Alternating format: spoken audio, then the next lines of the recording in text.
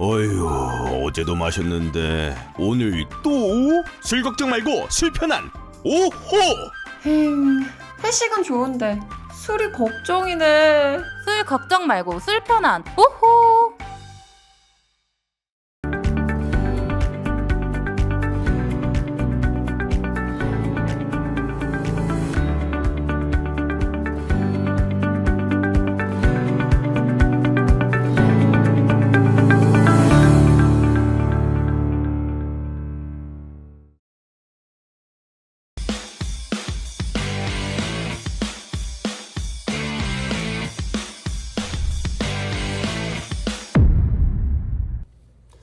네, 시청자 여러분, 스픽스의 디톡스를 시작하겠습니다. 오늘 디톡스 논쟁과 대화에 나설 분을 먼저 소개하겠습니다. 서용주 민주당 상근 부대변인 그리고 신인규 민심동행 창준 위원장이 함께합니다. 안녕하십니까? 네, 안녕하세요. 예, 오늘도 뭐 할 얘기들이 많이 있어요. 본심으로 우리가 디톡스니까. 아, 진정성 있는 진정성 방송으로 있는 하겠습니다. 네. 솔직한 진심으로. 방송이니까 진심으로. 네, 진심으로. 특히 서용주 부대변인 진심으로. 진심으로 하니까 약간 쫄리긴 해요. 왜요? 이분이 최근 상처가 좀 있어가지고. 아, 마음의 상처가. 마음의 상처가 아, 그러니까 있어요. 늘 하던 대로 진심으로, 진심으로. 본심으로. 아니, 민주당이 좀 잘못하는 거 아니에요? 아니야, 전에 이제 안 됐어요. 이제 전에. 그만해. 아니, 이제 그만해. 가장 국민 눈높이에 적합하신 분이신데 민심과 당심이 좀 안 맞는 것 내 같아요. 생각에는 저기 신인규 창준위원장이 이런 얘기를 하니까 잘렸나 봐. 아니, 그렇지 지금은 이제 민주당에서 공천을 받지 못한 제가 좀 깊숙이 찔렀나요? 그만하시죠 이제. 자, 알겠습니다. 서영주 부대변인과 네. 그다음에 이준석 대표와 함께하다가 떨어져 나온 신인규 창준 위원장이 함께하도록 하겠습니다. 예, 열심히 하겠습니다. 오늘은 중반이 지나고 있는 여야의 공천 상황을 짚어보고요. 또 오늘부터 시작된 2월 임시국회 여기에서 김건희 특검법, 쌍특검법이 재개될 예정이죠. 이것도 전망을 좀 해보겠습니다. 그리고 오늘 전공의의 사직서들, 무더기 사직서 내용도 짚어보겠습니다. 그 전에 지난주에 또 하나의 장면이 있었습니다. 이걸 저희가 사진을 보면서 잠깐 얘기를 할 텐데 카이스트 졸업식이었죠. 윤석열 대통령이 갑자기 지금 저 사진입니다. 갑자기 졸업식 축사에 나서겠다.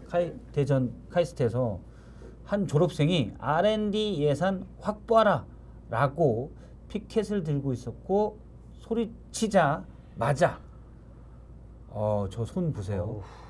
그냥 한 손으로 입을 탁 틀어 막습니다. 저게 이제 대전에 사진 취재단에서 취재한 건데 강렬한 표정이에요. 너는 숨도 쉬지 마. 입도 뻥끗 마. 라는 거예요. 저 학생은 결국 끌려서 나갔습니다. 이른바 입틀막 사건입니다. 어떻게 보세요? 우선은 졸업식의 주인공은 학생분들 아니신가요? 네. 근데 졸업식에 축하하러 오신 대통령 앞에 뭐 다소 소리를 높인 건 저는 잘못됐다고 볼 수 있겠습니다만은 입을 틀어막고 뭐 아까도 손바닥으로 얼굴을 다 가릴 정도인데 막 눈도 찔릴 것 같고 굉장히 좀 폭력적으로 그렇게 공권력을 행사하는 걸 보면서 전 두 가지를 보는데요. 대통령이 얼마나 국민들을 우습게 보는가가 저는 저 장면 안에 들어가 있다고 보고, 또 하나는 경호처의 직원들이 오로지 대통령의 눈치만을 봐서 대통령께 충성하기 위해서 저는 과잉 경호에도 나서는 거 아니냐. 그리고 지금은 경호 순간도 아니에요. 대통령하고 근접해 있는 상황도 아닌데 멀리 떨어졌어. 아주 멀리 떨어져서 있는 상황인데 저렇게 참 반대 목소리를 듣는 것조차도 못하는 우리 대통령에 대해서는 국민들이 비판하지 않을 수가 없다. 예. 매우 잘못됐다라고 저는 생각합니다. 네, 뭐 말이 필요 없죠. 저는 이런 말을 하고 싶어요. 이게 뭡니까? 국민 알기를 뭘로 합니까? 그런 생각이 드는 게, 그러니까 아까 이제 신 위원장도 얘기했지만 이 졸업식의 주인공들은 카이스트 이 졸업생들이에요. 예. 설사 이 졸업생들이 이 자리를 빌어서 어떤 의사 표현을 하는 것이고, 그러면 아주 지근거리도 아니라 멀리 떨어져서 얘기를 했단 말입니다. 그럼 거기에서 속삭입니까? 대통령님 예산 복구해 주세요. 들려요? 안 들리잖아요. 어. 들리게 얘기하려면 그렇게 얘기할 수밖에 없는 거예요. 소리를 쳐야 되는 것이잖아요. 예. 따지고 보면 국민의 의사 표현이고 특히나 R&D 예산과 직결된 카이스트 학생들이잖아요. 그러니까 본인들이 이 자리를 빌어서 의사 표현 한번 해야겠다라는 것이고 설사 장내 소란이 있다 하더라도 저런 식으로 손을 입을 막는 것도 아니라 아예 말씀한 대로 눈을 찌르는 거잖아요. 예. 제가 알기로는 저분이 안경을 또 썼다더라고요. 안경도 날라갔대요.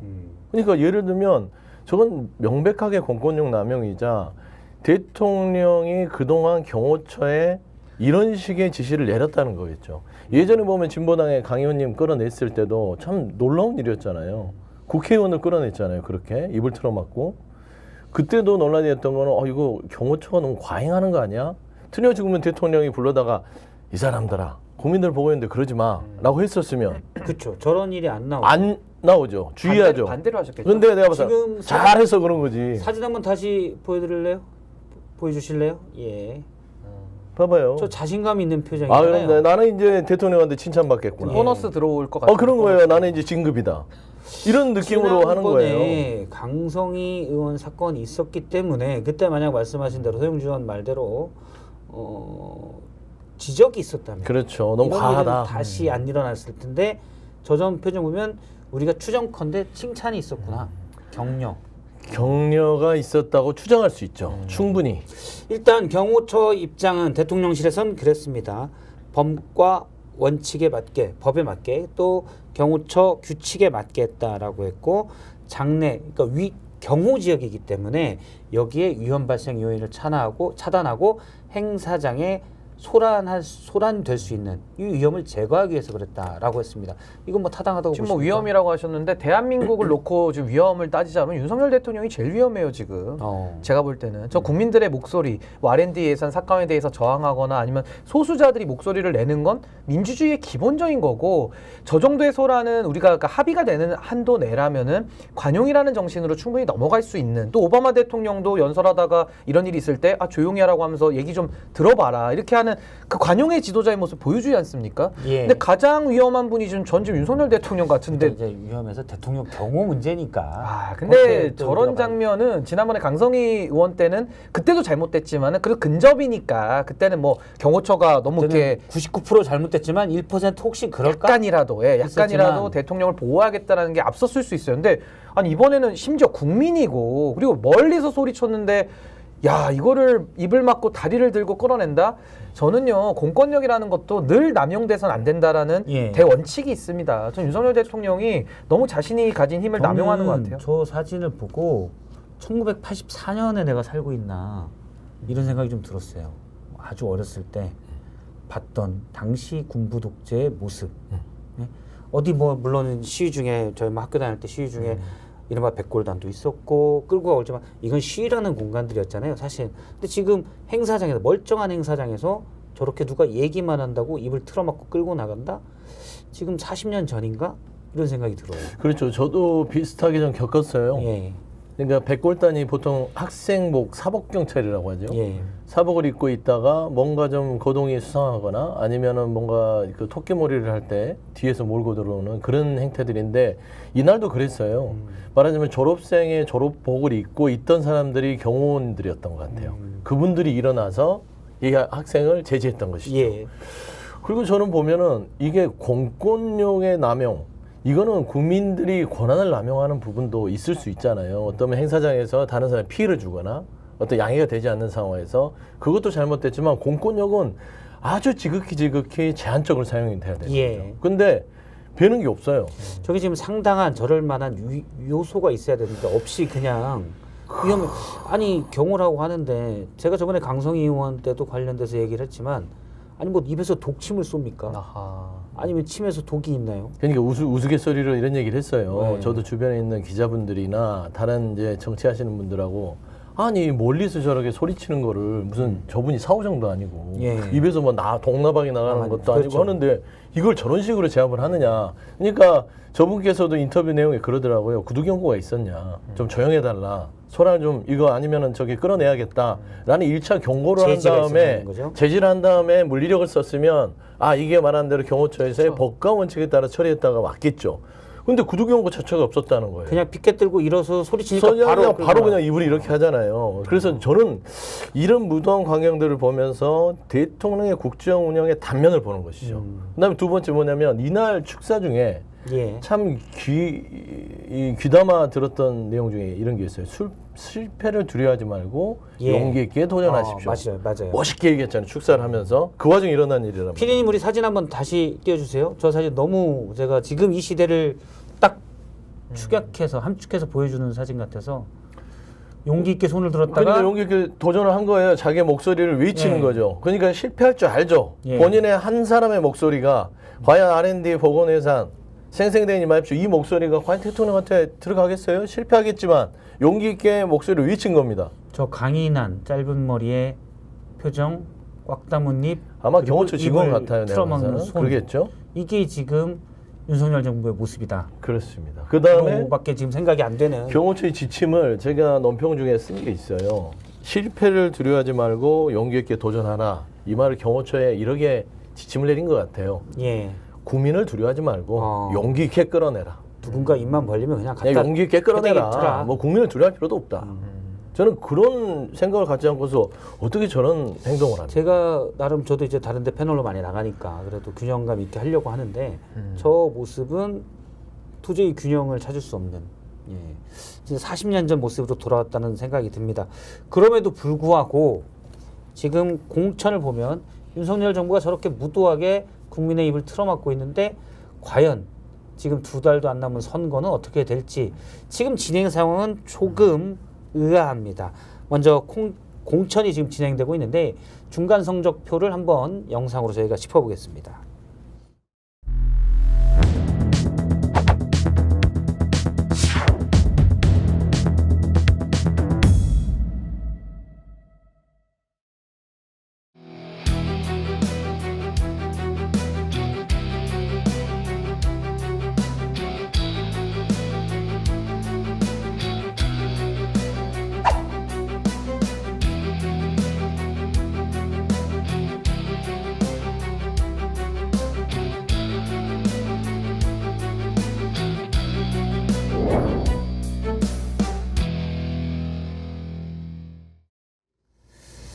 예, 253곳의 지역구 가운데 지금 국민의힘은 어제까지 133곳 그리고 민주당도 80몇 곳의 공천 작업을 끝냈습니다. 공천이 끝났다는 건 이제 당수 공천을 발표했고요. 경선 지역도 확정해서 발표한 곳이 그렇습니다.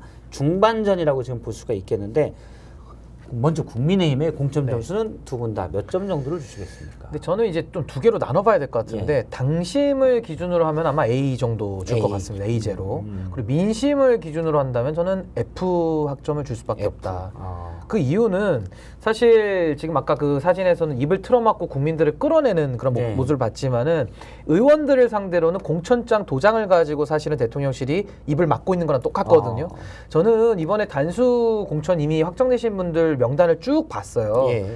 그분들 중에 지금 윤석열 정권에 대해서 잘못된 걸 잘못됐다라고 양심에 충실하게 임해서 소리를 낼 수 있는 분 한 분도 없다라고 저는 생각하거든요. 그래서 저는 국민의 눈높이에서는 이 공천은 F를 줄 수밖에 없고 그나마 당내에서는 좀 조용하게 그나마 공천 잡음이 외부로 안 나간다라고 해서 자화자찬이 있기 때문에 A 제로 정도 네, 좀 분리해서 봤습니다. 지금 창준이 위원장은 네, 보수 쪽이죠. 저 보수 정당에 있다가 나왔으니까 그렇죠? 네. 보수입니다. 보수 쪽에서 이렇게 비판을 한다는 거를 그러니까 무조건 윤석열 정부를 까려고 하는 게 아니라 합리적이잖아요. 합리적인 보수가 볼 때 그렇다. 아, 잘한 건 잘한 거고 못한 건 못한 거고. 잘하는 건 엄청 잘했다고 그래요. 일단 서영주 부대변인은 몇 점 정도 줍니까? 국민의힘 공천. 저는 뭐 이제 신 위원장이 당신과 민심을 나눴다면 저는 연출력과 시나리오로 평가할게요. 시나리오는 제가 봐서는 한 40점 정도 40점. 되는데 연출력이 한 80점 되는 거예요. 연출력이. 그러니까 퍼포먼스가 뭐냐면 좋았다. 기본적으로 퍼포먼스가 나쁘진 않아요. 예를 들어 이게 시나리오를 보는 사람들은 에휴 이거 갖고 뭐 흥행 되겠어 생각했어요. 기대감 예. 낮았죠. 예. 근데 이거 봐라.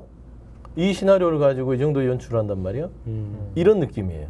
그러니까 국민의힘이 지금 봐서는 굉장히 속살을 들여다보면 아까 신 위원장 말대로 별거 없어요.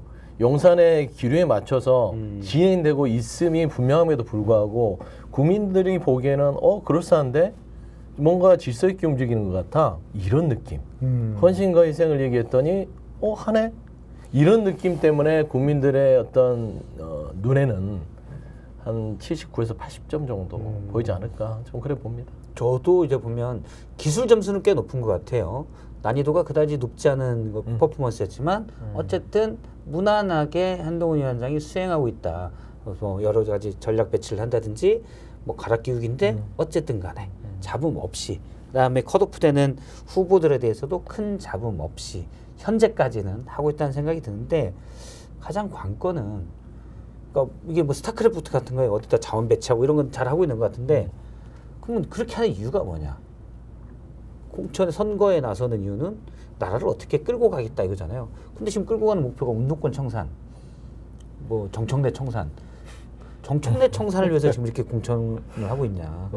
저는 그런 내용이 없다는 게 한동훈 비대위원장도 윤석열 정부 예를 들어서 앞서 저런 무도한 장면들 또는 김건희 여사 문제들 입도 뻥끗 안 하고 있잖아요. 그런 게 문제가 아닌가라는 생각이 들어요. 그러니까 지금 한동훈 위원장은 사실상 연출 감독으로서 지금 정해진 시나리오대로 이렇게 하고 있는 거고요. 예. 사실은 국민의힘은 저도 뭐 국민의힘 나오면서 제가 기회주의 비판하고 윤석열 대통령에 의한 사당화를 제가 비판하면서 나왔습니다만은 뭐 저만 비판하나요? 온 국민이 다 알고 있어요. 예. 그 시나리오에 따라서 지금 한동훈 위원장은 도장찍을 준비하고 있는 거기 때문에 물론 이제 앞으로 뭐 TK라고 하는 가장 중요한 공천이 남아있긴 합니다만은 지금까지는 이거 뭐 시나리오대로 집행 못하면 바보죠. 그래서 저는 한동훈 위원장이 그냥 상황 관리만 하고 있을 뿐이고 결국 그 명단들이 국민들 앞에 올라와서 이분들이 이제 국회의원이 될 가능성이 있는 분들 아닙니까? 그럼 국회에 들어가서 과연 입법부의 헌법기관으로서 얼마만큼 능력을 발휘할 것이냐 내지는 집권 여당으로서 정부가 못할 때 그럼 올바르게 끌고 갈 능력이 있겠느냐 거기에 대해서 기대 있는 국민이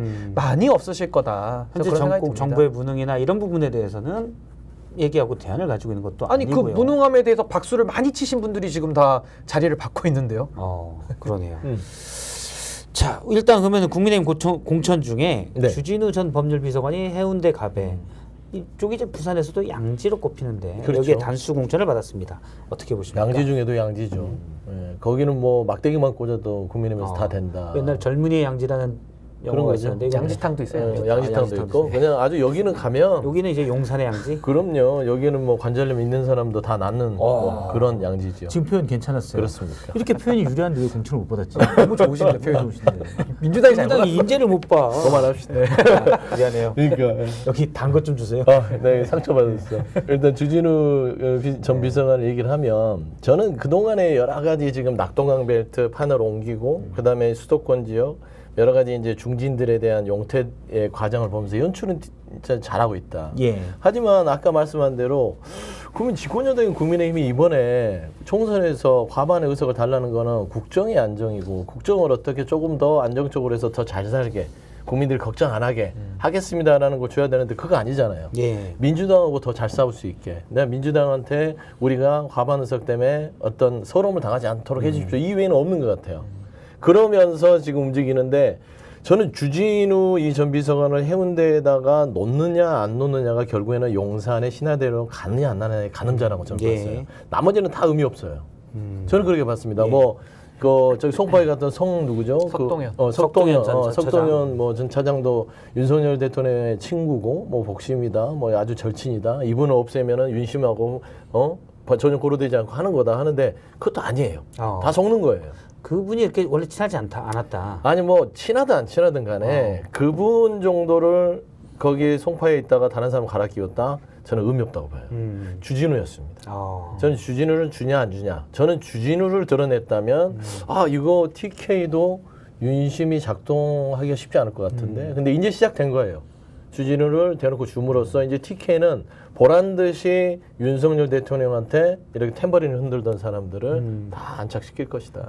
저는 그렇게 보고 있습니다. 그러니까 석동현 그 사무처장이죠. 평통 사무처장 출신인데 그분에 대해서는 사실 뭐 대통령이 실제 40년 직이니까 얼마나 가까운지는 모르겠어요. 그냥 직이다는 설도 그러니까 있고. 자가 발전이라는 썰도 있으니까 그리고 그분의 또 사모님이 거기서 또 그 국회의원 예. 했었거든요. 그러니까 여러 가지 논란이 있는데 석동현이라는 인물을 송파갑에 딱 주는 순간 오해를 많이 받을 수 있으니까 이보 전진을 위한 일보 후퇴격으로 이번에 좀 낙마를 시켰을 가능성이 있다. 그러니까 좀 더 지켜봐야 되는 거고 저도 소영주 대변인 말씀하신 대로 이 주진우라는 분 자체가 예. 검사 출신이고 캠프에서부터 대통령실에서도 같이 일했죠. 캠프에서부터 같이 하면서 거의 뭐 숨은 문고리, 거의 뭐 숨은 실세. 그러니까 뭐 한동훈 위원장이야 드러났지만은 이분은 드러나지 않은 실세로 해서 사실 주진우 비서관이 가느냐 못 가느냐가 상당히 중요한 윤심 공천의 잣대거든요. 예. 근데 해운대가 여기 하태경 의원이 이제 그 놔두고 올라온 데 아닙니까? 너무나도 스무스하게 안착하는 걸 보면서 역시 윤석열 대통령의 사당 맞구나라는 확신을 갖게 아니, 됐습니다. 단수 공천을 받았는데 물론 대통령이 법률비서관에 임명을 할 수 있죠. 자기랑 호흡을 맞췄던 사람을 법률비서관을 해서 용산 대통령실로 데려갈 수 있는데 여당에서 어떤 정치적 경험에 대해 이런 부분도 검증받지 않은 대통령의 측근을 단수 공천한 거잖아요. 그냥 깃발만 꽂으면 될 가능성이 큰 곳에 이거는 뭐 윤심을 그냥 받았다 이렇게 해석될 수밖에 이제 없는 윤심이 거예요. 작동하기 시작했다. 저는 그렇게 봐요. 알겠습니다. 네.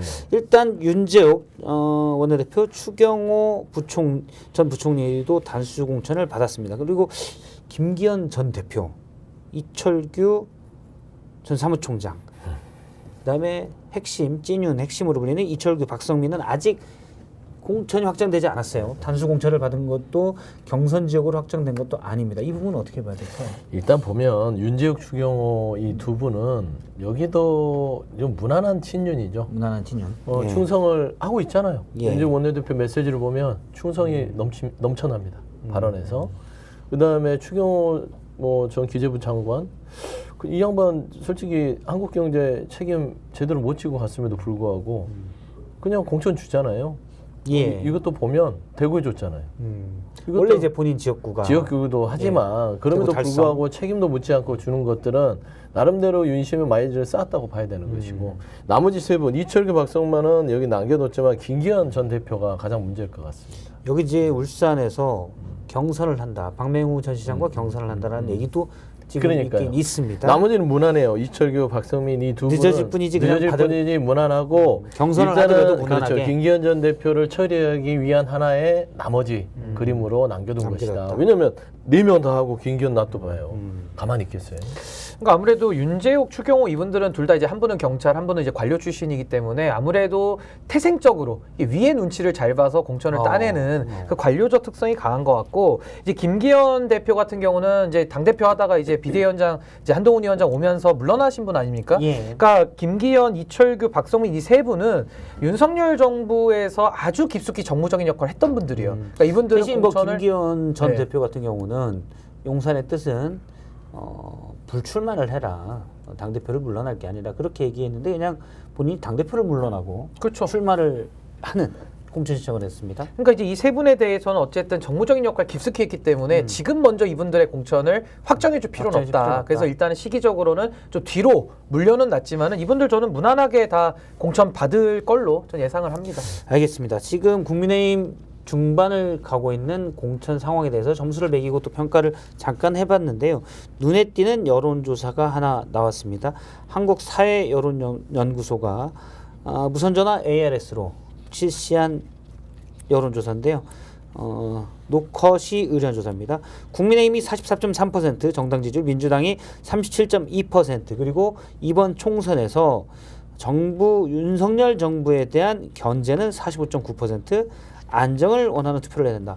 46.3%입니다. 지금 그림에 나오고 있는데요. 이 그림을 보면서 잠깐 얘기해보면 참고로 개혁식당은 6.6%였습니다. 정당 지지율인데 자, 오차 범위가 플러스 마이너스 3.1%, 그래서 총 6.2%인데 오차 범위 바깥으로 국민의힘이 지지율이 앞서갔습니다. 자, 국민의힘이 물론 기술적으로는 큰 문제 없이 공천을 하고 있다곤 하더라도 그 안에 과연 어떤 기술이냐를 봤을 때 국민들을 위한 기술이냐, 윤석열 정부의 무능에 대해서 국민의힘이 집권여당으로서 뭔가 대안을 가지고 있느냐 그런 모습은 보여주고 있지 않지만 지지율은 올라갔어요. 어떻게 해석해야 될까요? 근데 이 부분에 대해서 저는 국민의힘에 계신 분들은 한동훈 위원장이 잘해가지고 지지율이 올랐다 이렇게 분석을 하시거든요. 예. 저는 반대로 봅니다. 아, 그래요? 그게 뭐냐면은 이준석 대표 처음 신당한다고 했을 때 지지율 얼마였는지 기억하십니까?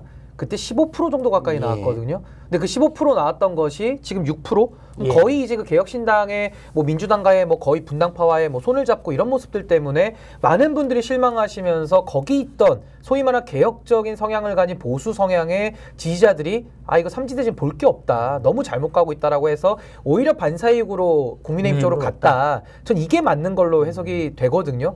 그래서 저는 이 부분에 대해서는 한번 또 이제 앞으로 삼지대가 어떻게 또 될지는 모르지만은 조금 더 저는 한동훈 위원장에게 달려있는 것이 아니라 바깥에서 만들어지는 에너지가 어디로 가느냐에 따라서 전 앞으로도 출렁일 거라고 있지 봅니다. 않습니까? 그러니까 원래 윤석열 대통령의 어떤 실정 이런 부분에 실망한 유권자들이 뭐 이재명 대표도 별로 좋아하지 않았던 사람들이라고 치면 이분들이 이제 개혁신당에 기대를 걸었다가 한동훈 비대위원장이 또 나름 윤석열 정부랑 각을 세우면서 하는 모습을 보고 그럼 한동훈 비대위원장은 윤석열 대통령이랑 다르네? 그러면서 다시 그쪽으로 갔을 가능성. 근데 그건 아닐 것 같아요. 왜냐하면 각은 아주 짧게 거의 반나절 세웠기 때문에 거의 뭐 나머지는 뭐 계속 윤석열 대통령의 손아귀에 있는 걸로 보여요. 예, 그렇기 전체적으로는. 때문에 예, 저는 전체적으로는 평가는 그 윤한 갈등에 대한 평가는 이미 전 끝났다고 보고 지금 국민의힘이 올라갈 일을 한 게 별로 없거든요. 예. 오히려 정부에 대한 부담감 때문에 오히려 당의 지지율도 더 떨어져야 정상인데 올라갔다는 얘기는 오히려 삼지대 쪽에 희망을 가졌던 분들이 빠지면서 오히려 갈 곳이 없으니까 오히려 국민의힘으로 지금 차선으로 갖다 붙은 거 아니냐 저 그렇게 봅니다. 민주당에서는 어떻게 봅니까? 그러니까 뭐 일견 논리가 맞아요. 그러니까 개혁신당에 있던 이 지지층이 이준석의 지지층인데 이준석 대표 지지층이 이 말하자면 새로운 미래하고 합당을 하면서 그러니까 따지고 보면은 좀 급해서 했죠. 설 전에. 예. 그러면서 이걸 물어보질 않았어요. 개혁신당의 당원들한테. 거기에서 이탈들이 있는 건 분명합니다. 그래서 어느 정도 반영은 됐다고 봐야 되지만 국민의힘 전체에 반영이 됐다고 보기는 힘들 것 같아요. 예. 그러니까 그 부분과 함께 두 번째는 뭐냐면 이제 국민들이 윤석열 정부와 국민의힘과 분리를 하기 시작했다. 저는 아까 얘기했던 한동훈의 연출력이 나름대로 현 정부와 집권 여당을 분리하기 시작한 효과들이 나타나는 게 아니냐. 그렇게 저는 봐요. 그러니까 국민의힘에 대한 기대치가 높다기보다는 원래는 윤석열 정부, 그러니까 윤석열 대통령에 대해서 보기 싫어. 나 이분 도저히 지지할 수 없어. 근데 이분이 누구지? 보수 당에서 배출한 대통령이야. 예. 그러니까 국민의힘이 미웠던 거예요. 그러면서 그 윤석열 대통령의 30% 20% 왔다 갔다 하면서 국민의힘도 그 안에서 머물렀던 거죠. 근데 그 안에 있던 김기현 전 대표 체제도 윤석열 대통령의 거의 하수인 수준에 있어서의 어떤 그런 집합으로 예. 뭉뚱거렸다면 이제는 윤한 갈등 이후에 한동훈 비대위원장을 살려주면서 어느 정도 룸은 생긴 것 같아요. 저는 이 보수층에서 기대감이 그 층과 이 개혁신당에서의 실망감 한 층이 합혀지면서 올라갔다. 왔고 거기에 반사적으로 민주당의 최근 공천 잡음 자체도 세 가지가 버무려지면서 정당 지지도가 좀 올라간 측면이 있지 않냐. 지금 이제 민주당 얘기하셨으니까 민주당의 공천 작업이 속도도 조금은 상대적으로 느린 편이고 잡음이 더 많아요. 감동은 지금까지 별로 없었고 민주당의 부대변인으로서 어떻게 보십니까? 점수를 주신다면? 점수를 준다면은 아까하고 반대죠. 시나리오는 80점짜리였는데요. 연출력이 40점입니다. 시나리오는 80점인데 연출력. 그러니까 이거를 좀 지금 일을 못 한다 그러면 솔직히 그러니까 이 말하면. 일을 좀 쉽게 도모하면 국민의힘은 기대감이 없었어요. 예. 뭐 해봤자 뭐 얼마나 하겠어. 다용산에서 하고 시키는 대로 하고 뭐 용액권들 아파트처럼 받고, 하는 거지 뭐 이렇게 할 건데 그게 아니네 이건데 민주당은 뭐냐면 그래 잘할 거야. 아주 질서 있게 명문 갈등 아니 문명 충돌 없이 명문 정당 만들자고 대통령도 만나고 왔고 그다음에 여러 가지 뭐 한 4분 정도 나갔지만 나머지 분들 160 이상 명 되는 의원들은 별로 그렇게 다른 뭐 불만을 토로하지 않으니까 잘 되겠지. 시스템 공천하겠다고 했어. 잘 될 거 했는데 이거 봐라. 이게 아닌데? 라게 되는 거예요. 그러니까 기대감이 높은 만큼 실망감이 팍 떨어지는 것이죠. 예. 그런 차원에서는 두 가지 포인트입니다.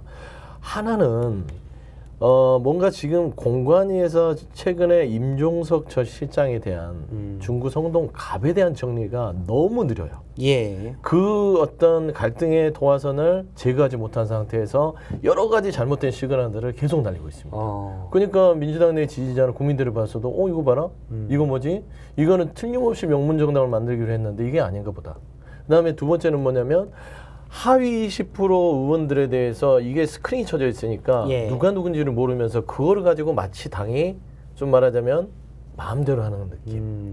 그러니까 알려주지 않으니까 누군지 모르잖아요. 사실 그러니까 보여지기에는 일반 유권자들 눈에 보여지기에는 다음 대선에도 출마하려고 하는 이재명 당대표가 본인과 가까운 사람들을 공천하기 위해서 그런 찍으며 오해들이 생기기 시작한 그런 게 것이죠. 보기가 쉽다라는 거죠. 그리고 최근 보도들도 보면 원래 이 공천관리위원회에서 공천은 시스템에서 되는 것입니다. 예, 공관위에서. 그런데 그 외에 다른 장소에서 공천 관련된 논의를 할 수는 있죠. 전략공관위가 좀 따로 있죠. 안기대위원장이 있는. 그러니까 그렇게 할 수는 있죠. 그 다음에 다른 사무실 할 수도 있어요. 근데 그게 알려져요.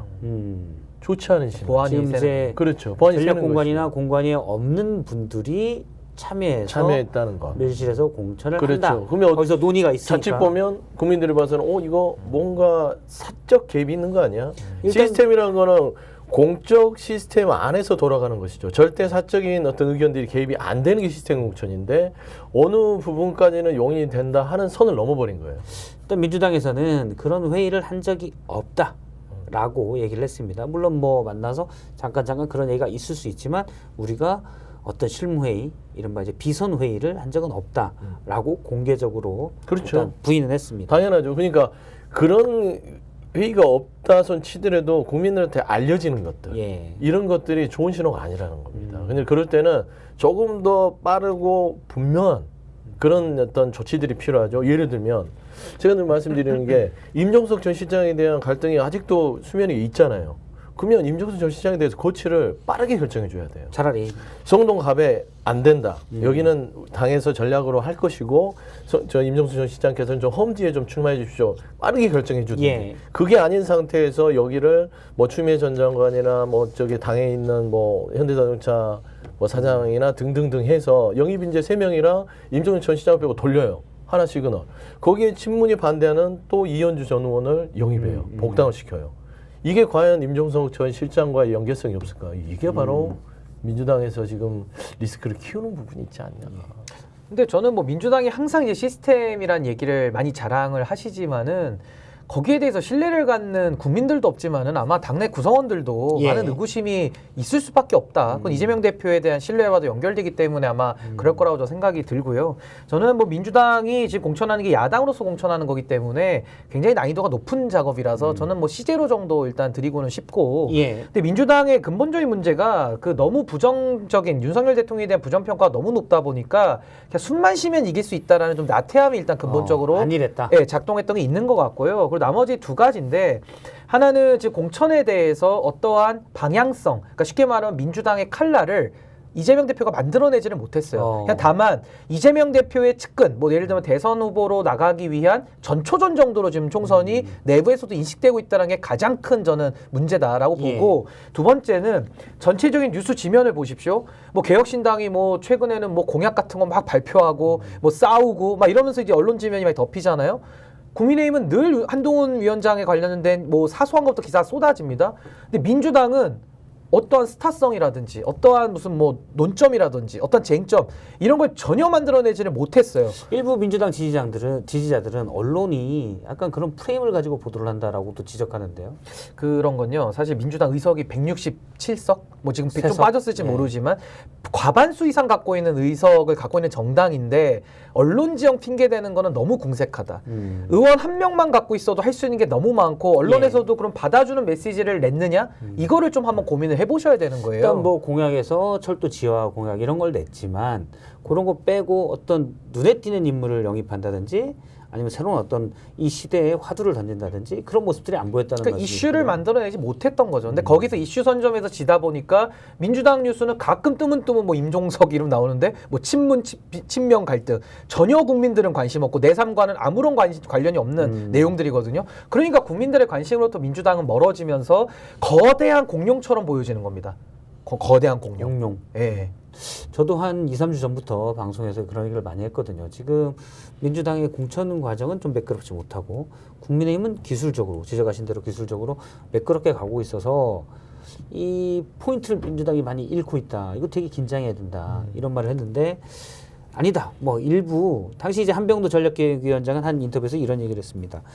국민의힘이 후보들 적합도 조사를 하느라고 여론조사를 여러 군데서 막 돌리다 보니 그런 것들이 반영돼서 국민의힘 지지율이 좀 더 높게 나오는 경향이 있다라고 하는데 사실 저는 이런 게 희망회로 아닌가. 사실 의미 없는 얘기고 긴장을 안 하고 있는 것 제가 보더도 좀 그런 것 같아요. 아니 저는 이제 한병도 전략기획위원장 얘기에 의견 동의하는 그래요? 측면이 예. 있는 건 저도 이제 KSY 부소장을 하고 있고 예. 또 저도 여론조사 분석을 좀 많이 해본 입장에서는 일부분은 그게 영향이 있어요. 영향이 있어요. 예. 그러니까 현재 당시 국민의힘이 경선 관련돼서 했던 여론조사 기간이기 때문에 어떤 전화 반응도들은 높을 수 있습니다. 근데 그게 다는 아니죠. 민주당도 지금 이제 전화 열심히 하고 있잖아요. 이제 그렇게 되면 이제 민주당이 높아지겠는데 민주당은요 지금 경선 돌아가는 데가 매우 극히 일부예요. 한 손가락으로 꼽을만 할 정도로 아직 지금 확정돼서 그렇죠. 돌아가는 데가. 이제 뭐 제가 다시 돌이켜 보면 파주 갑이 예. 거기가 오늘부터 돕니다. 그래서 이제 거기가 하나 돌고 있고 한 서너 군데 돌기 때문에 크게 영향이 없고 당시에는 이제 후보를 알아보기 위해서 국민이 많이 돌렸던 건 맞아요. 근데 그 한병도 전략기획위원장이 아쉬운 거는 여기에 공관이 못 들어갔어요. 전략기획위원장인데 통상적으로 이 공관위원장이 들어가거든요, 위원회. 근데 못 들어가시는데 원래 선거 전략을 짜는 데잖아요. 그렇죠. 근데 이제 그런 부분에 있어서 여러 가지 말을 하고 싶으나 말을 아끼셨던 것 같고 그다음에 저는 개인적으로 생각할 건데 민주당의 공천에 있어서의 가장 큰 문제는 뭐냐면요. 총선기획단. 예. 그러니까 공관위가 오기 전에 여러 기회가 있었어요. 예. 그 당시에 뭔가 기준을 좀 명확하게 정했었어요. 다선 의원에 대한 희생, 그 다음에 3선 이상, 뭐 하위 20%를 하더라도 감점 기준이 아니라 이 부분에 있어서는 예를 들면 공표를 한다. 예. 아니면 3선 이상 지역에서는 페널티를 준다. 지금 국민의힘은 이미 그 하위 20%에 대해서는 컷오프 얘기를 하면서 가잖아요. 그러니까 명확한 기준들을 갔으면 지금 이재명 대표가 이렇게 일일이 전화해서 뭐 이렇게 설명할 필요도 없잖아요. 공관위에서 그대로 하면 뭐 되니까. 이런 얘기 안 해도 되고. 근데 총선기획단에서 아무것도 넘어온 게 없어요. 지금 보면. 그러니까 결국에는 공관위하고 지도부가 머리를 싸매고 끙끙 앓을 수밖에 없는 상황이다. 예. 저는 좀 그런 원인 진단을 하고 싶어요. 아니 저는 요것만 하나 마지막에 보태면은 윤석열 정부가 최근에도 얼마나 잘못한 게 많습니까? 그러니까 뭐 명품백 사건부터 해서 또 이태원 참사 특별법 거부권 쓴 거라든지 독일, 덴마크를 일단 못 가잖아요. 그러니까 못 간 것도 문제고 뭐 지금 이슈가 너무 많거든요. 그러니까 정부의 불리한 이슈들. 예. 그리고 또 의대 정원도 지금 저렇게 2,000명씩 늘려버리는 것은 오히려 파업을 유도한다라는 비판도 받고 있거든요. 근데 이런 야권에게 유리한 이슈들을 단 하나도 민주당이 좀 집중해서 하나를 좀 종결 지은 게 하나도 없어요. 그러니까 거의 다 파편식 그물망식으로 벌려는 놓는데 하나도 정리가 안 됩니다. 근데 이거는 냉정하게 좀 민주당의 의석도 160석이 넘으면은 꽤 많은 자원을 갖고 있거든요. 예. 그걸 못 살리는 것도 하나의 그것도 그냥 능력치 아니냐. 이거 저는 냉정하게 좀 평가를 받아야 된다고 그러니까요. 봅니다. 저도 그 말을 꼭 하고 싶은 조언을 게 해주시는 거죠. 네. 아니 저는 좀 답답해서 왜냐 답답해요. 국민의 한 사람으로서는 아니, 저도 민주당이 제대로 역할 해줘야 되거든요. 저도 그런 지금. 같은 주장을 했어요. 저도 답답해하더라고요. 그러니까 이재명 대표께서도 많이 답답해요. 새 술은 예. 새 부대에 담아야 된다 얘기를 하는 게 그런 거예요. 그럼 지금 현재 160석의 거대 의석을 갖고 있는데 왜 그런 걸 못할까? 그럼 뭔가 체인지가 필요한 거잖아요. 그러면 선수 체인지를 통해서 그런 활동력 있고 뭔가 공격력 있는 사람들을 재배치해야 되는데 지금 공천 과정들을 보면 그냥 그 말하자면 공격력이 떨어진 사람을 그대로 가져다 놓는 것입니다. 지금 사실 정치는 말로 한다라는 얘기가 있듯이 어떤 정치적 메시지를 던지는 건 스피커 말로 던지는 그렇죠. 거잖아요. 근데 지금 새술은 새부대라고 이재명 대표가 페이스북에 썼지만 과연 새술로 얘기되는 분들이 어떤 말을 한 적이 있는가? 보면 없어요, 그게. 그러니까 이제 없고 이제 친문 나가라 이 말 말고는 한 말이 기억이 그게 안 나요. 말입니다. 그러니까 제가 지금 안타까운 거는 이재명 대표를 도와주려고 하는 어떤 말하자면 이재명 대표 위하고 또 이재명 대표들 잘 보여서 공천을 받고 싶어 하더라도 이재명 대표를 위해서 남을 당내에서 공격을 하는 것들은 말씀한 대로 그거는 국정 운영이나 야당에 도움이 안 되지요.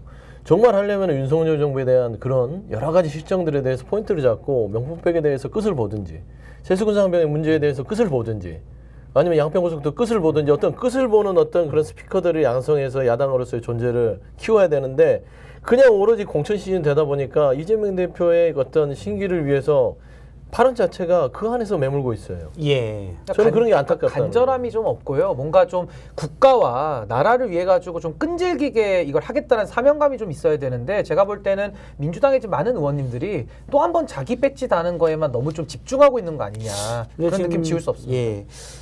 저희가 총선 성격을 나타낸 한국사회론연구소의 그 여론조사도 있는데 이것도 잠깐 보도록 하겠습니다. 제가 연초에 거의 대부분의 언론사들이 이번 총선의 성격이 정권 심판이냐 아니면 정권 그 안정이냐 이런 부분을 얘기했을 때 약 15%포인트 정도 차이가 났거든요. 정부를 견제해야 된다라는 성격이 강했는데 한국사회론연구소에 이건 이제 ALS 조사이기 때문에 좀 더 충성도 있는 분들 고관여층이 좀 더 참여하기가 쉽습니다. 그런데 어쨌든 그걸 감안해서 정부의 안정적 국정 운영을 위해 밀어줘야 된다라는 게 이제 일단 오차 범위 내에 같이 있습니다.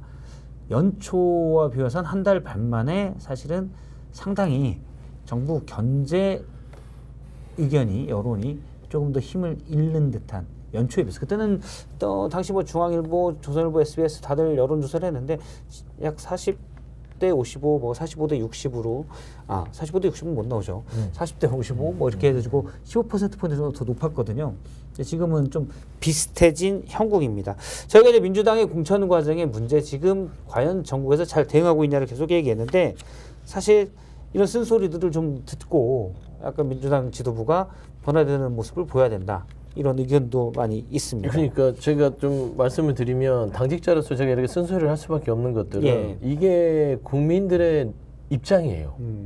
그러니까 많은 다수의 일반인들 그다음에 민주당을 걱정하는 사람들 걱정한다는 건 애정이 있다는 거 아니겠습니까? 민주당이 잘 되라고 하는 얘기지 이게 당이 미워사는 소리가 아니거든요. 그런데 당의 건전한 이런 비판 문화와 이런 말하자면 쓴소리 문화가 필요한 이유들은 이런 것들을 통해서 받아들이고 다시 되돌아보고 성장하고 가야 되는데 당이 이 쓴소리를 하는 사람들을 대부분 변절자, 반역자 이렇게 낙인을 찍어요. 내부 총질자. 내부 총질 그렇게 하면 안 된다라는 차원에서는 최선의 당내에서 반대 의견을 가진 사람들을 놔둬야 된다. 예전에 자고로 예전부터 그랬잖아요. 사관원을 뒀던 것들은 그렇죠. 왕에게 계속 비판하는 그런 부서를 둬서 내가 안주하지 않도록 하는 기능들을 역사적으로 도왔습니다. 그게 또 정당 정치 당연히 존재해야 되는 것이죠. 예. 근데 그런 기능들이 점차 줄어들어가는 거 그게 민주당의 모습에서는 좀 채워야 될 부분이다라고 저는 저는 좀 뭐 친구 말씀드립니다. 지간도 그렇고요. 회사에서도 그렇고 그다음에 정당도 정치도 그렇고 어느 조직에나 사실은 믿음직한 레드팀이 있는 게 그 조직이나 어떤 사람도 그렇고 발달하는 데 상당히 도움이 되거든요. 예. 저는 저 조사가 굉장히 좀 무서운 게 뭐냐면요. 윤석열 정부가 만약에 이번에 저 여론조사대로 거의 비등비등해서 만약에 과반을 국민의힘이 넘기거나 과반에 육박한다고 많이 생각을 해보십시오. 그러면은 아까 서두에 봤던 그 사진에서 입 막는 장면 예. 더 강해지지 않겠습니까? 그렇죠. 저 행동이 용인받는 모습이 아니 그리고 돼버리잖아요. 거부권 쓰는 게 지금 헌정사상 거의 지금 뭐 9번 최초로 예. 지금 이렇게 최대 기록 갱신하고 계시는데 이것도 유지되지 않겠습니까? 그리고 예. 독일 순방 자기 마음대로 취소하고 민생 토론회 감기 때문에 취소하고 그 다음 날 눈발에 나타난 이런 대통령의 자의적인 행정이 앞으로 더 힘을 받지 않을까요? 그러니까 저는 민주당에 대한 전 애정은 많지는 않습니다만은 전 대한민국에 대한 애정을 놓고서 지금 이 상황을 바라보고 있으면은 정말 저 조사는 굉장히 지금 민주당은 위기의식을 예. 느껴야 되는 것이고 저희가 뭐 윤석열 심각한 정부도 문제가 아주 쓴소리로 있습니다. 비판을 많이 하지만 역시 그것도 애정을 가지고 민주당도 아니, 마찬가지로 더 심하게 한다고 생각해보세요. 지금 정부를 견제하려면 민주당이 또 잘해야 되는 것도 맞는 거죠. 국민의 마음을 얻으려고 노력을 진짜 더 하셔야 될 것 같아요. 요거 하나만 여쭤보겠습니다. 임종석 전 비서실장의 갈등 소영주 부대변인이 네. 어차피 아니니까 네. 물어보지만 당대표라면 어떻게 해결하겠습니까? 뭐 아니니까 얘기하면 아까도 말했지만 이건 신속하게 처리를 해줘야 되는 것이죠. 신속하게 어떻게? 저는 성능갑에 대해서 임종석 전 실장에게 그렇다면 당의 원래의 시스템 공천의 기준은 경선이 원칙입니다. 예. 그러니까 전략 지역이어서 그건 아니라고도. 그러니까 전략적으로 지정을 했었어야죠. 예, 처음에 그러니까, 지정이 안 됐으니까. 예, 지정이 안 된 상황에서 임종석 전 실장이 나간 상황에서 지금 뒤늦게 전략적으로 할까 말까 고민하다 보니 이런 내용이 생기는 것이거든요.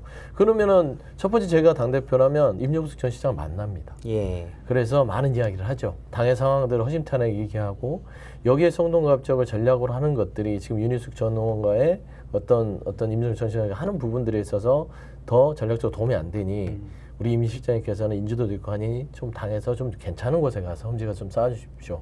예, 부탁드립니다. 차라리. 이런 식으로 뭔가 어떤 프로세스를 통해서 가서 임 실장이 받아들이게끔 못 받아들이면 결국에는 임 전 실장에 대한 본인 스스로의 부담이 되잖아요. 저는 지금 그런 뭐 행위가 있어야 송파감 된다고 얘기도 보죠. 나오고 강동 얘기도 하고 그게 이제 강남 말하자면 얘기도 만나고 그런 얘기가 나오면 좋은데 안 만난 상태에 그런 얘기가 나오는 것은 당사자로서는 상당히 불만이 셀 수밖에 불만이다. 없는 거죠. 자, 임종석 전 실장이 17일 날 페이스북에 올린 글입니다. 운명처럼 다시 성동에 돌아왔다. 땡땡땡 또다시 성동의 당원과 지지자들께 아픔을 드리는 일은 없을 것입니다. 이렇게 얘기를 했습니다.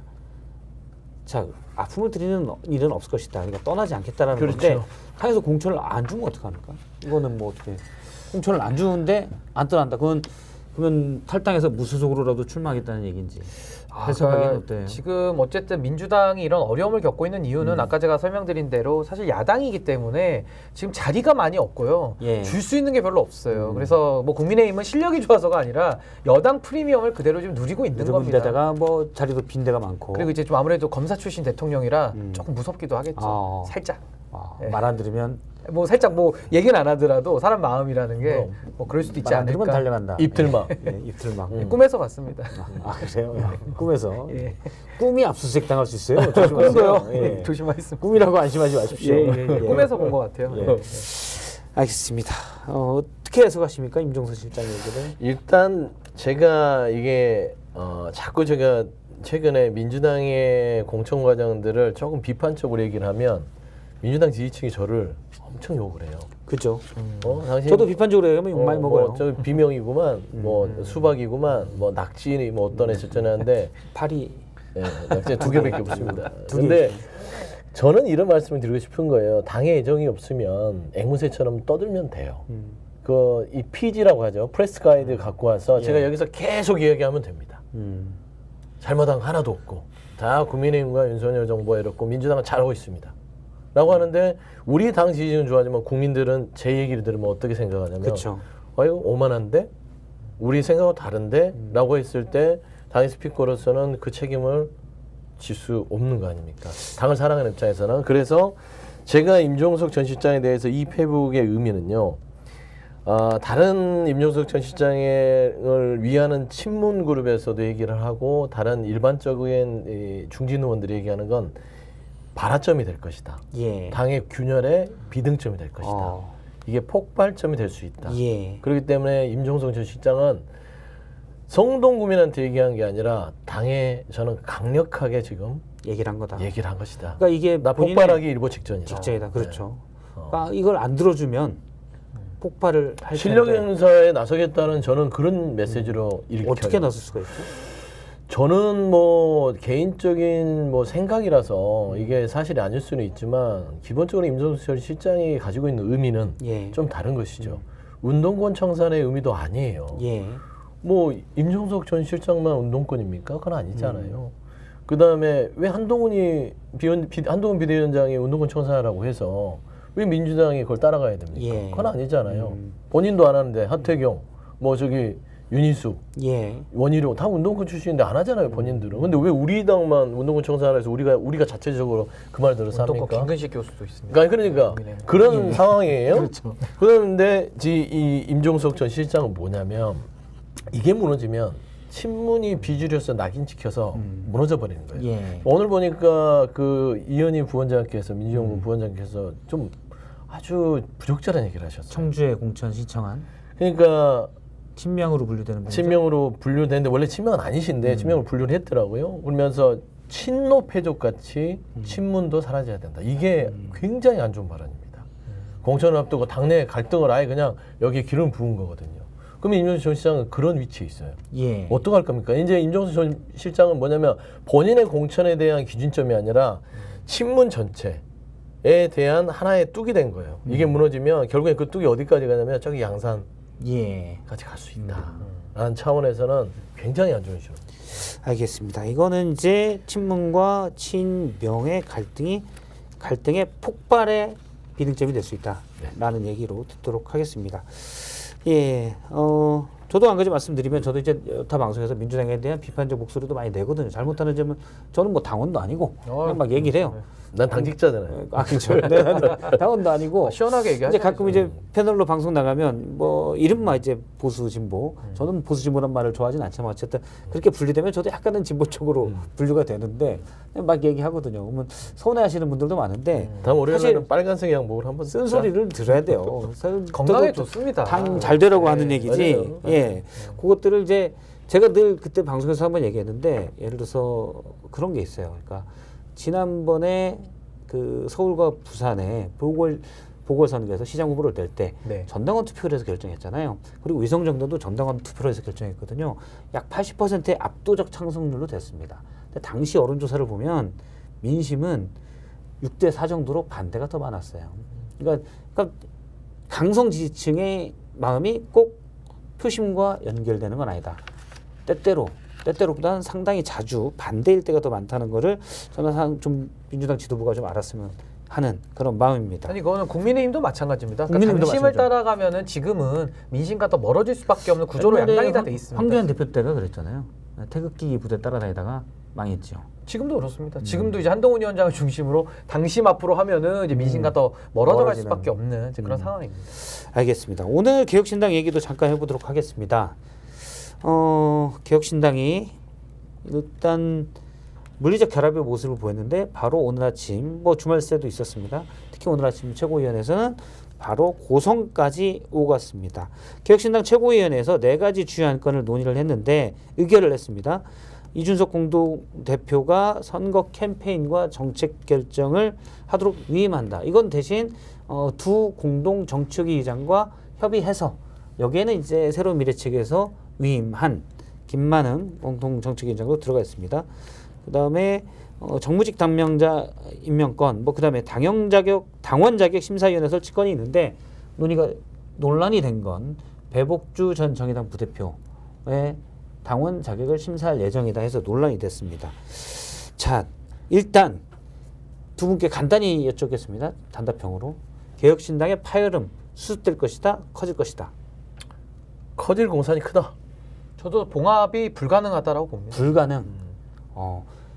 뒤에는 봉합이 될까요? 총선까지 그래도 근데 가까이 저는 남아서. 이제 이게 정치라는 건 모르지만 현재 상황만 분석했을 때는 파국으로 가고 있어요.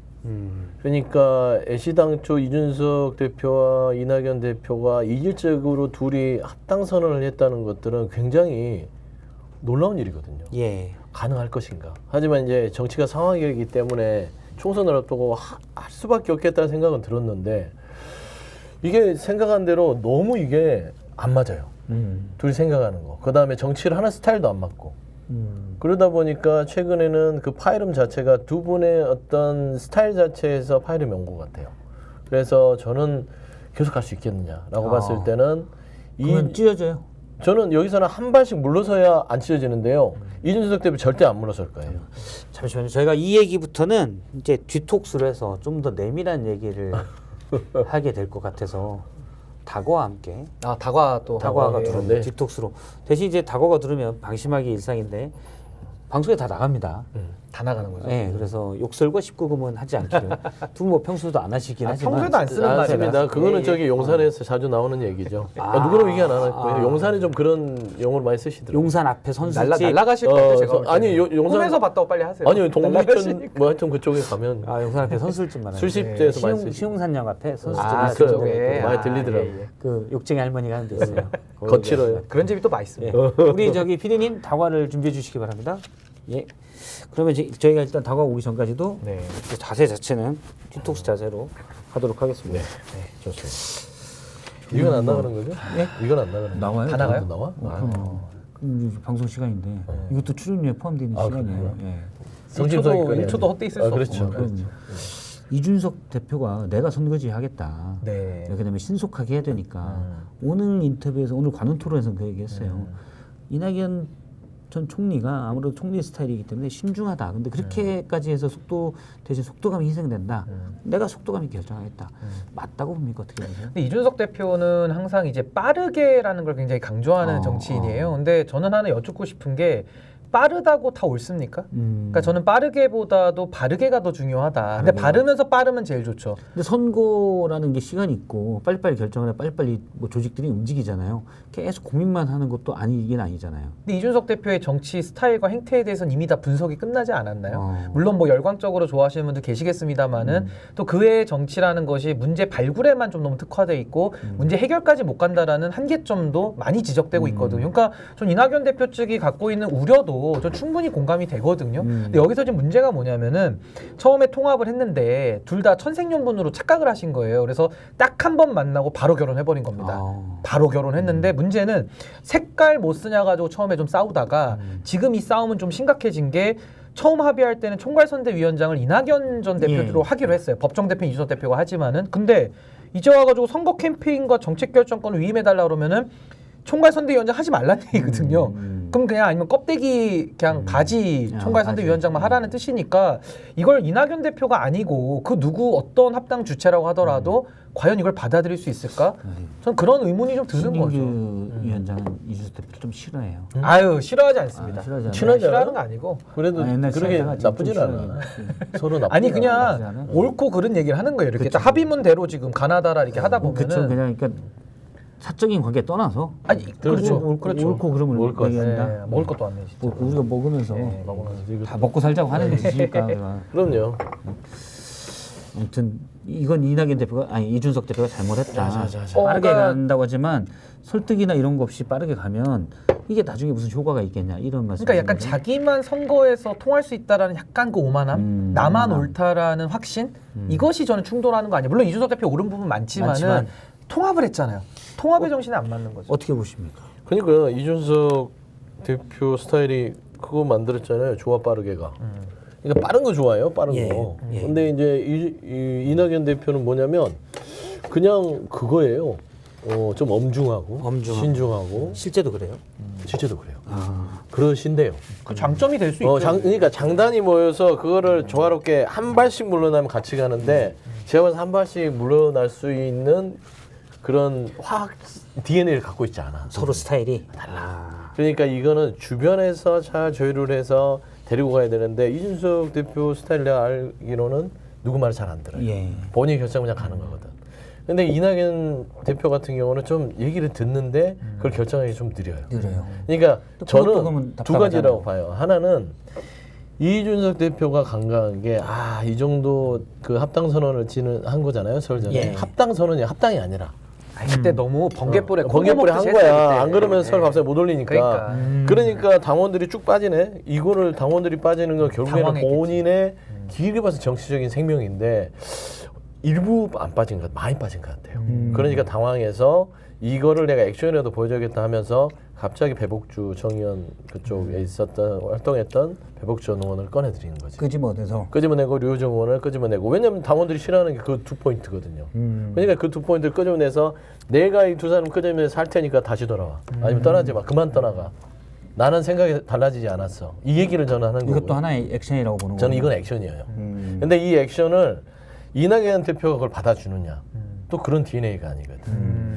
이거 봐라. 이거 좀 너무한 것 같은데. 내가 그래도 엄중하고 아주 친절하게 얘기를 하는데 이거 본인의 너무 이미지가 있으니까. 이미지가 있는데 너무한 것 같아. 좀 기다려주지.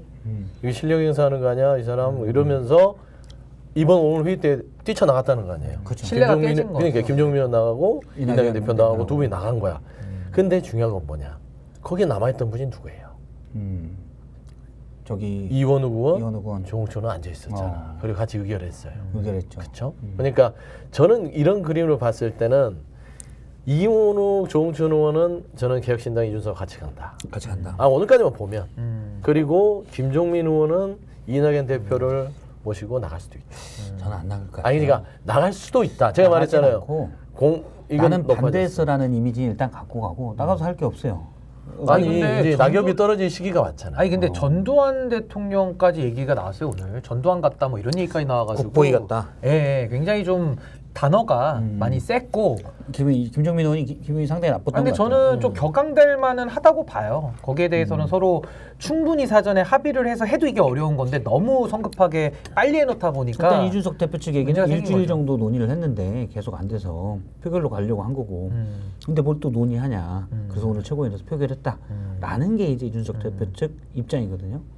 근데 저는 그러니까 그 의견에 대해서 너무 좀 일방향적이잖아요. 그러니까 이준석 대표가 국민의힘에서 쫓겨났을 때를 생각해 보면 일방적으로 업무 추진하다 보니까 거기에 피해자가 된 거거든요. 근데 지금에 와서는 본인이 또 다수가 되고 힘이 세니까 일방향적으로 또 운영을 하는 거예요. 그래서 저는 배복주, 류호정 이 두 분에 대해서는 저도 그분들과 이념과 가치를 달리해서 저는 당을 같이 할 생각이 없어요. 근데 네. 본인은 통합을 해서 만약에 그 통합을 조건으로 그분들이 들어오셨다고 하면은 당대표가 기분 나쁘고 싫다 그래서 그 사람들 나가라고 하는 게 가능합니까? 민주주의 정당에서? 그러니까 그분들이 당에 들어와서 어떤 당에 뭐 해당 행위를 하거나 어떤 강령이나 당원에 위반이 됐을 때 절차에 따라서 내보내는 건 가능한데 당대표를 혐오주의로 몰았으니까 당신들 나가시오라고 하면 이 당은 이준석 사당이라는 반증이거든요. 근데 사당을 해가지고 성공한 사당을 제가 본 적이 없어요. 그러니까 사당화는 하면 안 되는 겁니다. 그래서 저는 이준석 대표가 아마 지지자들에게 소구하기 위해서 그런 전략적인 걸 갖고 온 건데 이건 올바른 정치 태도는 아니죠. 뭐 비례대표를 하고 싶다라고 배복주 전 대표가 페이스북에 썼다고 하더라도 네. 안 시키면 그만이잖아요. 그렇죠. 그러니까 이거는 좀 어거지를 놓는 거예요. 어깃장 놓는 거예요. 이러니까 어깃장. 이낙연 대표도 같이 하기가 쉽지 않다 생각이 그렇죠. 드는 그러니까 거죠. 화가 화나지. 나시는 거지. 근데 저 봐봐요. 이게 보면 당원 자격 심사위원회 설치권은 오케이를 해줬어요. 김종민 의원도 했던 걸로 나 알아요. 왜냐면 자격 심사하자. 그리고 양보 많이 했어요. 이낙연 대표랑 김종민 의원도 그러면 배복주 전 의원이나 또 뭐 류호정 뭐 이런 부분에 있어서 들어왔는지는 뭐 류호정은 알았지만 배복주 의원이 같이 당원으로 있었는지 몰랐다. 예. 그리고 있었는지도 몰랐지만 또 특별히 뭘 해줄 생각도 갖고 네. 있지 않은데 입장을 발표하는 건 너무 어깃장 아니냐라는 네. 것이잖아요. 그러니까 십자가 밟기를 시키는 거예요. 그래도 공동 대표에게 그건 아니죠. 그거는 나자면 예의가 없는 거지. 그러니까 이낙연 대표는 이준석 대표에게 당신 예의 없어 하고 지금 화가 난 거예요. 근데 제가 봐서는 그 예의를 차릴 것인지. 그러니까 사람처럼 안 바뀌어요. 아니, 그러니까 내가 얘기했던 거는 이준석은 예의를 차리고. 이낙연 전 대표는 어느 정도 엄중함을 좀 내려놓으시면 한 발씩만 되면 붙는데 그러니까. 이게 어렵다는 거죠. 저도 좀 그랬으면 좋겠는데 저는 이제 중요한 게 정치가 너무 다 싸우기만 해서 사실 설득의 과정들이 필요한데 그게 가장 중요한 덕목이 돼야 될 것 같은데 자꾸 여기도 좀 이제 계속 분열하는 모습이 그럼 있어서 끝이에요. 그런 건 좀 안타깝습니다. 우리가 좀 다른 얘기도 하나만 뼈 아픈 게 뭐냐면 양당에서는 이게 패권적으로 지금 하고 있어서 국민들이 비판이 많은데 이분들은 그거 피해자라 그래서 나왔거든요. 근데 여기 나와서 똑같은 모습을 보이면은 2배로 혼난다. 알겠습니다. 말씀드리고 싶습니다. 자, 우리가 이제 또 요것도 해볼게요. 2월 임시국회가 오늘부터 시작됐잖아요. 저기 도이치모터스 특검. 네. 발음이 좀 도이치모터스 특검 하니까 잘 입에 안 붙으니까 김건희 특검. 특검. 네. 요거 통과될까요? 근데 저는 조금 아쉬운 게 이거 민주당이 너무 좀 재표결 시점을 너무 끌었어요. 너무 끌었어요. 좀 빨리빨리 이거는 좀 해서 결론을 아까 제가 매듭 못 줬다 그랬잖아요. 네. 좀 매듭을 빨리빨리 줬었어야 되는데 그랬으면은 국민의힘이 또 부결시키면 부결시킨 대로 정치적 부담을 다 갖게 되거든요. 일부에서는 그런 얘기도 하더라고요. 민주당 입장에서는 선거만 놓고 보면 부결되는 게 차라리 낫다. 그러니까요. 그럼 뭐 민주당 이익을 보겠죠. 근데 이거를 끌다 보니까 어떤 의구심이 생기냐면 야 이거 진짜 좀 너무 정략적인 거 아니야? 그러니까 그동안에 했던 관례적으로 재표결의 방식과 관례를 따랐다라고 한다라면 문제가 없는데 지금 많이 좀 딜레이가 됐거든요. 그래서 저는 지금이라도 빨리 이거는 표결에 좀 올려서 저는 국회의원들이 헌법과 법률과 양심에 따라서 표결하게 돼 있어요. 그대로 하는 게 순리지. 이걸 갖다가 그럼 언제 통과시키면은 자신 있는 시점이 있습니까? 2월에 해야죠. 그러니까 2월이 얼마 안 남았어요. 지금. 그러니까 이제 2월이 얼마 안 남았는데 본회의가 29일인가요? 네. 29일에 있죠. 제 생각에는 2월 4년에 한 번씩 돌아오는 29일 날인데. 2월 29일이 될 공산이 크다. 예, 2월 29일에.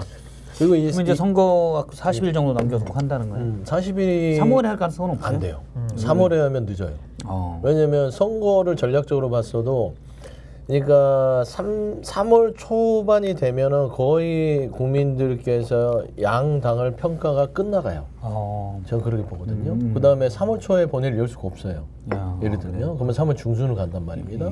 그러면 이제 공천 작업이 다 끝나고 나서 이제 공천 작업이 끝나면 공천 뉴스로 오르기 때문에 지금 어느 정도 경선을 붙이고 뭐 이렇게 공천 확정을 해가는 과정 속에서는 쌍특검을 올리면 이슈는 돼요. 그리고 나서 이거에 부결이 되면 나름대로 한 2주 정도를 팔아먹어야 될 거 아니에요. 시간이. 네. 그러면 14일에다가 막판에 가서 쌍특검 부결에 대한 걸 가지고 저기 전공 심판해달라. 네. 이렇게 되려면은 2월 29일이 가장 적합하다. 적합하다. 그래서는 이거고 저는 좀 아쉬운 거 그러니까 주가 조작 김건희 여사 특검 부분에 대해서는 좀 나름대로 이거를 올리기 전에도 이슈 파이팅을 했으면 좋겠어요. 네. 이슈 파이팅이 사라지고 나서 갑자기 올리면 국민들이 잊어버리거든요. 그렇죠. 지금은 김건희 하면 명품백이에요. 김건희 주가 조작이 아니거든. 네. 그러니까 이 두 단어의 연관성을 좀 전략적으로 해야 되는데 저는 이런 것도 그때 좀 법안을 부족한 올릴 것 때 특검법을 통과시킬 때 왜 디올백을 명시적으로 안 했지라고 좀 의문이 들다가 그때 이제 홍익표 원내대표가 라디오 인터뷰에서 그런 얘기를 했어요. 뭐 특검이 판단하겠죠. 그러니까 오히려 특검 통과된 다음에 만약 통과가 되면 통과된 다음에 그걸 가지고 논란이 붙어 이게 과연 해당되냐 안 되냐. 근데 만약에 야당 추천으로 특검이 된다면 그 특검이 거의 100% 통과 그거 포함시키겠죠. 그걸 노린 전략적인 게 아닌가라는 상상을 좀 해봤는데. 그거는 이제 뭐 상상의 영역이고. 그러면 이걸 명시적으로 했어야 되지 않을까라는 생각도 하고. 근데 그 특검 법안이 그 문구를 좀 해석하기 나름이긴 한데 네. 결국 특검에 대한 저는 지지로 볼 거거든요. 그러니까 처음에는 당연히 주가 조작 사건을 하겠죠. 근데 하다가 이제 성과가 조금씩 나면 당연히 이제 국민의 여론이 많이 지지를 보낼 거고 그렇다면 거기 보면은 이제 주가 조작 특검법으로 돼 있긴 한데 관련자들의 불법 사항이라고 돼 있어요. 그러니까 소위 말해 인지 사건에 대한 건데 보통 수사할 때 인지된 것들 같이 하거든요. 그래서 그런 차원에서 그 특검이 국민들의 여론을 힘입으면 별도 특검 없이도 그 법안 자체로 아마 명품백 사건 너무 간단한 이슈니까 같이 수사할 수도 있지 않을까. 만약에 안 한다? 그럼 이거 명품백은 별도 특검을 또 해야죠. 안 하면 별도 특검 해야 별도 됩니다. 특검 해야 됩니다. 이거 진실을 밝혀야 되지 않겠습니까? 명품백 지금 넘어갈 저번에 수가 대담하고 없어요. 나서 김건희 여사 지금 슬그머니 나왔잖아요. 네. 내가 그럴 줄 알았어. 넷플릭스 CEO 그러니까 그럴 줄 알았어요. 그러니까 뭐 밥이 없어서 밥 먹으러 이 대담을 나왔겠습니까? 해야만 어느 정도 내가 나올 수 있어 하고 막 이렇게 한 거야. 일단 사진 공개 않고 살짝. 그러니까 예측을 벗어나지 않아요. 그렇죠. 일단 답답해 부담 없는 죽겠어. 자리 총선 정도. 끝나고 나와라니까 화가 난 거지. 빨리 KBS 대담 빨리 해서 나름대로 좀 명분을 좀 녹이고 그다음에 일단은 뭐 만족스럽든 아니든 간에 일단 이슈 한 번을 털었잖아요. 그렇죠. 그러니까 나오잖아요. 지금 넷플릭스 오찬을 같이 했는데 또 학 이슈는 또 안 됐어요. 민주당이 지금 공천 문제 가지고 거기에 빠져 있어가지고. 그러니까 살짝 조금씩 이제 땅 먹기 전에 야금야금 들어오는 거예요. 야근하면 들어오죠. 그 전법들을 많이 썼죠. 그러니까 저 돋보이기 위해서 허위를 하겠습니다 하면서 전 내조만 할게요. 절대 안 나타나게 하다가 처음엔 안 나타났잖아요. 다 기억하실걸요. 아 정말 안 나타나고 내좀 하려나 보다 하는데 갑자기 막 스물스물 나오더니 막 이제 비행기 타고 해외를 돌아다니면서 그렇게 다니잖아요. 그러다 무슨 일만 있으면 또 갔다 와서 한두 달 숨어. 그러다가 또 뭐가 또 해명이 되면 또 쓱 나와가지고 스물스물 해서 또 해명이 안 됐는데 나오고 있어요. 이거는 됐다고 보는 거죠. 이 정도면 나는 최선을 용산에서는 다했어. 용산에서는. 이거죠. 그렇죠. 알겠습니다. 지금 12월 15일인가요? 그 넬러나 국빈 했을 때 그때 나온 뒤로 거의 두 달 이틀 만에 저기 나왔습니다. 있을 수도 없는 나와서 일이죠. 밥을 먹었습니다. 김건희 여사가. 근데 특검은 마찬가지로 디올백도 만약 확인이 안 돼, 그 이번 특검법이 가면 디올백 특검 따로 또 해야 된다. 아니 그리고 디올백은요. 이 명품백 사건에 있어서 진짜 KBS 녹화대담으로 그냥 이거를 가름하려고 하는 이 발상 자체가 괘씸하거든요. 네. 정말 김건희 여사가 넷플릭스 이 관련해서 오징어 게임 2인가 뭐 해서 배우랑 나타나는 거 그거 있잖아요. 예. 최소한 입장 표명 해야 되는 거 아니에요.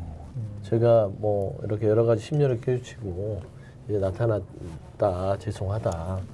근데 좀 여러 가지를 뭐 주변을 돌아보고 신중하게 처신하겠다 정도만 해도 뭐 좀 이번 총선에서 그래도 좀 최소한 양심이 있다면 그럴 텐데 저는 그런 생각 자체는 안 하는 것 같아요. 아니 근데 저는 그 최재형 목사라는 분이 당연히 명품백 그 전달하면서 찍힌 것도 문제지만은 그분이 대통령 취임식 만찬장에도 막 들어가고 그랬거든요. 그죠, 그러니까 정권 시작부터 누군가는 그런 최재형 목사를 그 자리에 어떻게 들어넣습니까? 뭐 가고 싶다고 다 가지는 자리가 아니잖아요. 아니야, 아버지 선친과 아는 지인의 뭐 이렇게 그러니까 된다고 아버지 해서 친구면은 영부인의 아버지 친구면은 넣어줘야 된다는 규정이 있는 게 아니라서 누군가는 는 사람이 있을 텐데 그 사람이 아마 저는 이 지금 국정의 사유화의 핵심이다라고 저는 보는 겁니다. 그렇다면 그분이 명품백도 전달했고 또 여러 가지 지금 그 이후의 장면에도 보면 선물 바구니 들고 있던 사람들이 있어요. 그럼 그런 것들에 대해서 현직 대통령의 배우자인데 그냥 넘어갈 수가 있습니까?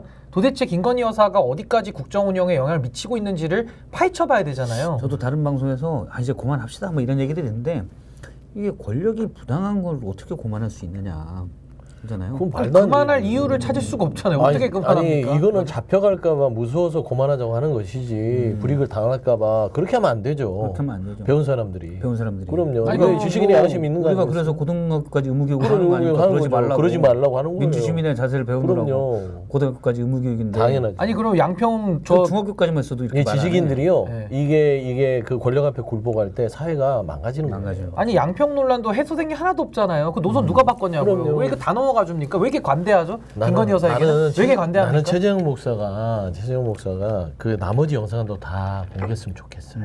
저는 그 모든 태도들을 보면 국민들이 명분빼기 중요한 게 아니라 이 태도로 정말 국정개입이라든지 인사개입도 할 수 있었겠구나 라는 어떤 합리적 의심을 충분히 할 수 있을 거라고 생각합니다. 갑자기 든 생각이 있네. 네. 넷플릭스 CEO랑 오찬했잖아요. 네. 이정재 씨도 이정재 씨. 같이 디오르 게임을 만들었어요. 디오르 게임. 뭐 디오르 게임 어떻게 하는 거예요? 근데 나는- 디올백을 누가 주면 옆에서 숨기는 거예요. 아 숨기는 게임이에요? 456개의 디올백을 찾아라. 디오르 게임. 그거 괜찮다. 대통령 기록관에 시나리오 있겠지. 괜찮은데. 괜찮아. 디오르 게임. 네. 일단 뭐 디오르 협찬 받아서 아무래도 제작하는 거지. 김건희 여사가 만나보자고 전화 혹시 올 것 같은데? 아니 전화보다 입틀 막 이런 거 어려울 것 같아. 또 사진에 들고 갑자기 버스 타는데 위에서 안경 날라가요. 끄집어냅니다. 네. 아니 근데 나는 좀 택시타야겠다. 난 재밌는 게 택시타야겠어. 그런 상상을 안 하고 싶은데 저번에 한동훈 비대위원장 내가 이정재 배우를 좋아해요. 근데 저번에 한동훈 비대위원장 만날 때도 이 배우였고 이번에 또 김건희 여사 만나고 또 이 배우예요. 근데 또 한동훈 비대위원장과 김건희 여사는 카톡을 300번 이상 한 또 친한 사이예요. 좀 그런 개인적인 어떤 상상력? 근데 왜지? 우연의 일치일까? 아니야 디오르 게임이 좋았던 거. 저도 디오르 게임 되게 흥미로웠어요. 방금. 그러면은 그 합차는 디오르에서 관련주가 이번에는 어떻게 될까요? 저번에 한동훈 아니 그러니까 한동훈 이정재 만남 이후에 관련주가 관련적으로 올라갔어. 폭등했잖아요. 그러면 이번에 또 이렇게 만나면 폭락하냐 폭등하냐 이제 그걸 봐야 될 거예요. 그러니까 저는 지금 대한민국의 이거 굉장히 중요한 문제들이 지금 하나하나 매듭이 안 져지고 이렇게 그냥 어물쩍 넘어가는 게 정말 국민들께서 답답하실 것 같아요. 저도 내년 이맘때 디올백 또 얘기할 것 같아서 짜증나요. 그러니까요. 우리가 빨리 그것도 해결해야 해결해야 될 되는데. 것 같아서. 3년 뒤에도 얘기할 걸요. 해결해야 돼요. 슬픈 일입니다. 집에다 까먹을까봐 써놔야 되겠다. 떡보다. 하나씩 저건 알겠습니다. 우리 저기 뒷토크까지. 뒷토크도 디올 토크라고 좀 바꿀까? 맞아. 잡혀가. 또 입 막힐 수가 있어요. 입틀막. 오케이. 그렇죠. 택시 타는데 갑자기 기석 팍. 이거 안 되죠. 그럴 수 있습니다. 안 되겠구나. 네. 무서워. 알겠습니다. 네, 오늘 두 분과 함께 여기까지 얘기 나누고요. 다음 주 월요일 또 뵙고 한 주 동안 입 조심하시고. 알겠습니다. 누군가 갑자기 입을 딱 막을 수가 있어요. 조심해야 돼요. 조심해야 돼. 마스크 쓰고 다녀야겠다. 참 무서운 대한민국이다. 네, 지금까지 스픽스 시청해주신 여러분 고맙고요. 저희는 수요일 날 디톡스로 또 찾아뵙겠습니다. 고맙습니다. 감사합니다. 감사합니다.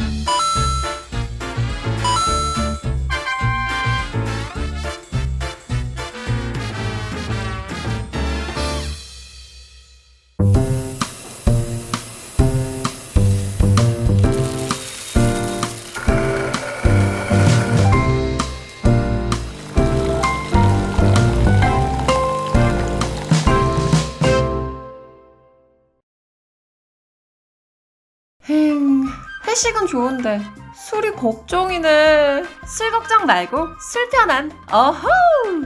제가 술이 약해서 술 걱정 말고 술 편한. 오호. 혹시 지인에게 묻지 마식으로 가입하신 건 아닌가요? 보험에도 점검이 필요합니다. 요즘 경기가 어려워서 보험료 내는 것도 부담스럽죠? 건강보험도 자동차 보험도 나에게 맞춤 보장. 믿을 수 있는 보험 전문가들. 믿을 수 있다 더 착한 보험.